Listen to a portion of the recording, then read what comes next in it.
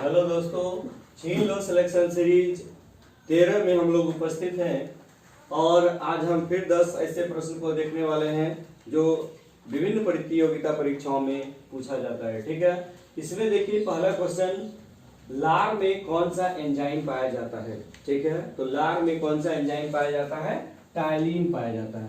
अब सबसे पहली बात ये जानिए कि ये लार जो है, लार कहाँ पाया जाता है? मुख में। कभी कभी क्वेश्चन भी पूछा जाता है कि भोजन का पाचन जो है वो कहाँ से आरंभ होता है, तो मुख से ही आरंभ हो जाता है। और मुख में पाया जाने वाला जो लार होता है, ठीक है, इस लार में कौन सा एंजाइम पाया जाता है?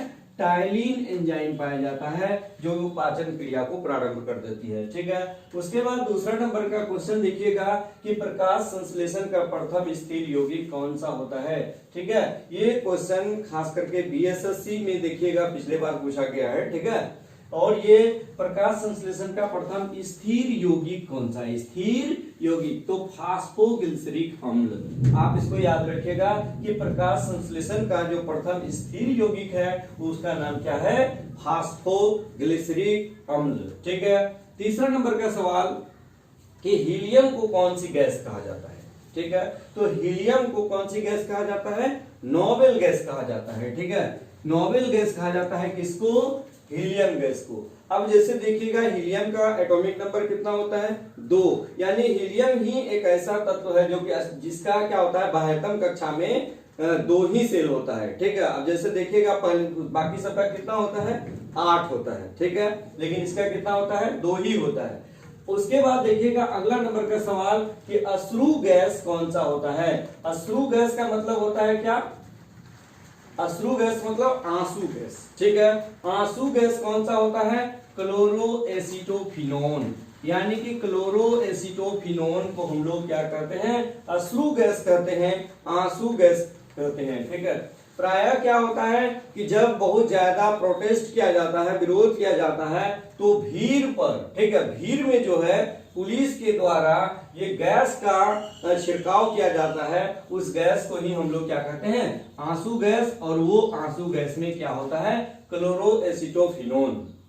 कभी कभी देखिए इसका सवाल ये क्लोरोएसिटोफिनोन नहीं लिखता है, वहां पर यदि क्लोरीन लिखे तो क्लोरीन भी आंसर कर सकते हैं। वहां पर यदि अमोनिया लिखे NH3, ठीक है, तो आप वहां पर ये अमोनिया भी आंसर कर सकते हैं। ठीक है, दोनों में से कोई भी एक रहेगा, आंसर कीजिएगा। यदि क्लोरोएसिटोफिनोन रहेगा उसको भी आंसर आप कर सकते हैं। ठीक है, उसी तरह लाफिंग गैस है। लाफिंग गैस का खोज किसने किया है?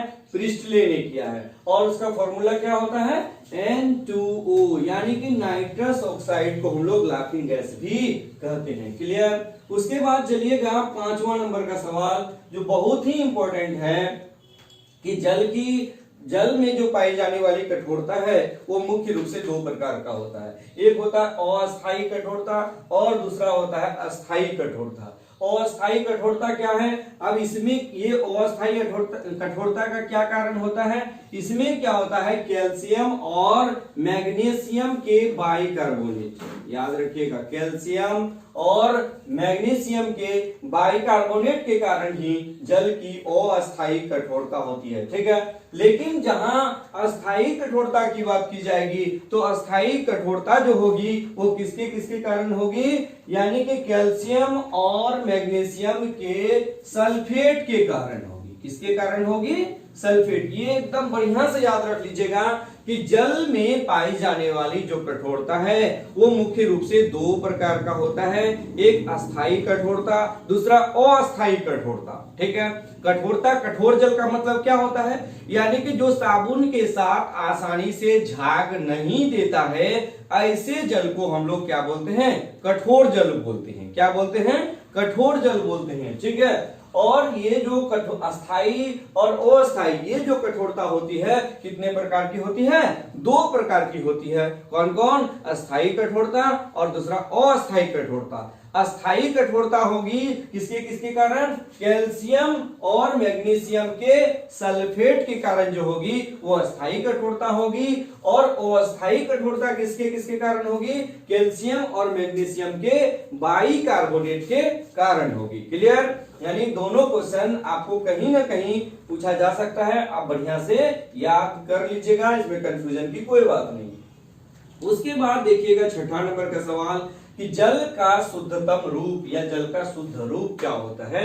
तो वर्षा का जल जो होता है वो जल का शुद्ध रूप होता है या शुद्धतम रूप होता है, यानी कि वर्षा का जल जो होता है वो जल का शुद्धतम रूप होता है। ठीक है, उसके बाद देखिएगा सातवां नंबर का सवाल कि लोहे का सबसे शुद्ध रूप क्या होता है। ये क्वेश्चन भी कई बार पूछा गया है कि लोहे का सबसे शुद्ध रूप क्या होता है। पिटुआ लोहा होता है या इंग्लिश में बोलते हैं रॉट आयरन। ठीक है, उसके बाद देखिएगा आठवां नंबर का सवाल बेवकूफों का सोना किसे कहा जाता है। यानी कि देखिए, यानी बेवकूफ का सोना किसको कहा जाता है, पायराइट्स को कहा जाता है। कहने का मतलब क्या हुआ कि पायराइट्स देखने में बिल्कुल ही किस तरह लगेगा, सोना के तरह लगेगा, लेकिन वो वास्तव में सोना नहीं होता है, इसलिए उसको हम लोग क्या कहते हैं, बेवकूफों का सोना कहते हैं। ठीक है, उसके बाद देखिएगा अगला नंबर का क्वेश्चन यानी कि 9 नंबर, भविष्य का ईंधन किसे कहा जाता है। तो भविष्य का जो ईंधन होता है वो किसको कहा जाता है, हाइड्रोजन को कहा जाता है। किसको कहा जाता है, हाइड्रोजन को कहा जाता है। यानी कि जैसे देखिएगा कि ये जो ईंधन होता है मुख्य रूप से दो प्रकार का होता है, एक नवीकरणीय होता है, एक अनवीकरणीय होता है। ठीक है, नवीकरणीय का मतलब क्या होता है कि जिसको लगातार यूज कर लेने के बाद भी, ठीक है, उसके भंडारण में किसी भी प्रकार की कमी नहीं आता है, नवीकरणीय कहते हैं। यानी कि उसको हम लोग प्राप्त कर सकते हैं, लगातार यूज कर लेने के बाद भी उसे हम लोग प्राप्त आसानी से कर सकते हैं। ऐसे ईंधन को हम लोग नवीकरणीय ईंधन कहते हैं। जैसे देखिएगा इसमें नवीकरणीय में क्या हो जाएगा, जैसे सौर ऊर्जा है, ठीक है, हाइड्रोजन है, ठीक है, उसके बाद जल है, ठीक है, उसके बाद जो है ये जितना भी इस तरह का जो है, यानी कि जो प्रकृति में स्वतंत्र अवस्था में पाया जाता है और जिसका हम लोग आसानी से उपयोग कर लेने के बावजूद भी उसके भंडार में किसी भी प्रकार की कमी नहीं आती है, ऐसे ईंधन को हम लोग क्या बोलते हैं, नवीकरणीय ईंधन बोलते हैं। लेकिन अनवीकरणीय क्या हो जाएगा कि जिसका एक बार उपयोग कर लेने के बाद दूसरी बार आसानी से उसकी आपूर्ति संभव नहीं होती है, इसको हम लोग क्या बोलते हैं, अनवीकरणीय ईंधन बोलते हैं। जैसे देखिए कोयला है, पेट्रोलियम है, ठीक है, तो इसका यदि हम लोग लगातार अंधाधुंध उपयोग कर ले तो क्या होगा कि ये एक बार इसका भंडार समाप्त हो जाएगा तो दोबारा उसकी आपूर्ति उतना आसानी से संभव नहीं हो पाता है, जिसके वजह से क्या हो जाता है कि जिसके वजह से ही इसे अनवीकरणीय ईंधन कहा जाता है। तो अब यहाँ देखिए भविष्य का ईंधन, जैसे देखिए अनवीकरणीय स्रोत जितना समाप्त हो जाएगा तो लास्ट में हम लोग क्या करेंगे, किसको ईंधन मानते हैं, हाइड्रोजन को। इसलिए हाइड्रोजन को हम लोग क्या बोलते हैं, भविष्य का ईंधन, क्योंकि ये प्रकृति में पर्याप्त मात्रा में उपलब्ध है। ठीक है, उसके बाद देखिएगा कि सबसे उत्तम प्रकार का कोयला, यानी कि देखिए 10वां नंबर का सवाल है कि सबसे उत्तम प्रकार का जो कोयला होता है वो कौन सा होता है, एंथ्रासाइट होता है। अब इसके बारे में थोड़ा सा अच्छा से जानकारी ले लीजिए कि कोयला जो होता है मुख्य रूप से 4 प्रकार का होता है। ठीक है, कितने प्रकार का होता है, 4 प्रकार का होता है। कौन कौन सा, सबसे पहले देखिए एंथ्रासाइट, उसके बाद बिटुमिनस, उसके बाद लिग्नाइट, उसके बाद पीट, यानी कि देखिए इसको लिख लीजिए, एंथ्रासाइट है ना, उसके बाद बिटुमिनस, बिटुमिनस, ठीक है, उसके बाद लिग्नाइट, लिग्नाइट, और उसके बाद चौथा क्या होता है, पीट। अब जैसे देखिएगा ये कोयला कितने प्रकार के हो गए, आपको ये भी क्वेश्चन पूछा जाता है कि कोयला कितने प्रकार का होता है, तो कोयला 4 प्रकार का होता है। कौन कौन, एंथ्रासाइट, बिटुमिनस, लिग्नाइट और पीट। अब इसमें देखिएगा कि सबसे उच्च जो कोयला होता है, यानी कि सबसे बेहतर कोयला जो होता है, उत्तम प्रकार का जो कोयला होता है वो क्या होता है, एंथ्रासाइट होता है। और एंथ्रासाइट कोयले का भंडार भारत में सिर्फ और सिर्फ एक ही जगह है, वह राज्य क्या है, वो अब राज्य नहीं रहा, केंद्र शासित प्रदेश जम्मू एंड कश्मीर। जम्मू एंड कश्मीर में एंथ्रासाइट कोयले का पर्याप्त भंडार पाया जाता है। जबकि बिटुमिनस कोयला जो होता है ये भी अच्छा कोयला माना जाता है। प्राय जितना भी उद्योग है, उद्योगों में ये बिटुमिनस कोयला का ही प्रयोग ईंधन के रूप में किया जाता है। ठीक है, उसके बाद देखिए लिग्नाइट, लिग्नाइट भी कोयला है, इससे कम कार्बन की मात्रा इसमें होती है और सबसे लो ग्रेड का, सबसे निम्न क्वालिटी का जो कोयला होता है वो क्या है, पीट, यानी कि यह कोयला बनने की जो है अवस्था ही होती है, ठीक है। लेकिन एंथ्रासाइट सबसे बढ़िया कोयला, उसके बाद बिटुमिनस, उसके बाद लिग्नाइट, उसके बाद पीट, ठीक है। यानी पीट में कार्बन की मात्रा सबसे कम पाई जाती है, ठीक है। चलिए अब जैसे देखिएगा कि ये तो हम लोग देखे कोयला के बारे में, ठीक है।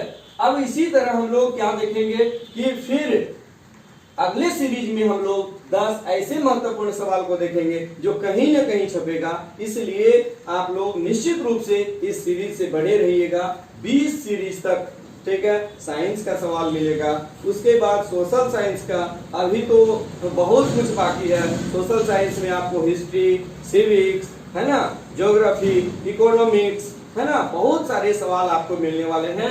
आप लोग निश्चित रूप से इसको बने रहिए, इस सीरीज में बने रहिए, निश्चित रूप से फायदा होगा।